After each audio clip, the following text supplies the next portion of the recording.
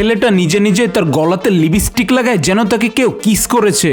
সবকিছুই সে করতেছিল তার এক্স গার্লফ্রেন্ডকে জ্বালানোর জন্য। তখনই তার এক্স গার্লফ্রেন্ড সাথে করে একটা ছেলেকে নিয়ে এইখানে আসে। ছেলেটাকে একা একা বসে থাকতে দেখে হাসাহাসি করে আর বলে, আমি চলে যাওয়ার পরে কাউকে আর পাওনি? তখনই ছেলেটা তার গলার কাছে লিপস্টিকের দাগটা দেখায় আর বলে, আমার অনেক সুন্দর একটা গার্লফ্রেন্ড আছে, তুমি চলে যাও, আমি তার সাথে ডেটে এখানে এসেছি। মেয়েটা এখান থেকে না গিয়ে বরং রেগে যায়। সে বলে, দেখবো যে তোমার গার্লফ্রেন্ড কে, তোমার মতো ছেলেকে কে পছন্দ করেছে। ছেলেটা তো এই সময় আরো বেশি বিপদে পড়ে যায়, যার কারণে সে পাশে বার থেকে একটা মেয়েকে টাকা দিয়ে ভাড়া করে নিয়ে আসে। মেয়েটা তার গার্লফ্রেন্ড সেজে এখানে চলে আসে।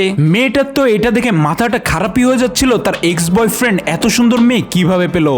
সেই মেয়ের কাছে জিজ্ঞেস করে, তোমাদের ভালোবাসাটা কিভাবে হলো? তখন এই মেয়েটা টেবিলের নিচে থেকে ছেলের কাছে হাত দেয়। ছেলেটা আবারও তাকে টাকা দেয়। টাকা পেয়ে মেয়েটা বলে, প্রথম দেখাই আমাদের ভালোবাসাটা হয়ে গেছে। এরপরে ছেলেটার এক্স গার্লফ্রেন্ড আবারও জিজ্ঞাসা করে, তোমরা কবে বিয়ে করতে চলেছো? মেয়েটা আবারও টেবিলের নিচে হাত দেয়। ছেলেটা আবারও টাকা দেয়। তখনই মেয়েটা একটা আংটি দেয় তার হাতে। ছেলেটা এখানে প্রপোজ করে দেয়। তাদের এইসব মিথ্যে নাটক দেখে তো মেয়েটার একেবারে শরীরটাই জ্বলে যাচ্ছিল। এরপরে আংটিটা যখনই পরাতে যাবে, মেয়েটা আবারও কিছু টাকা চায়। ছেলের মানি ব্যাগটা একেবারে খালি হয়ে গেছিল, তার কাছে আর কোনো টাকাই ছিল না। যার কারণে এখানে মেয়েটা তার প্রপোজাল একসেপ্ট করে না, বলে যার টাকা নেই তার সাথে আমি থাকবো না। তখনই এই মেয়েটা তার বয়ফ্রেন্ড তারা বুঝে যায় যে এরা দুজন টাকা দিয়ে নাটক করতেছিল, আসলে ছেলেটার কোনো গার্লফ্রেন্ডই নেই। ছেলেটা এখানে লজ্জা পায়, লজ্জায় সে মুখ দেখাতে পারতেছিল না।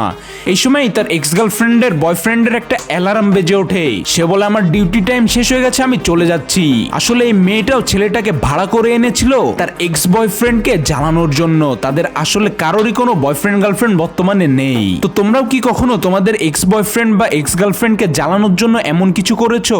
কমেন্টে জানাতে পারো।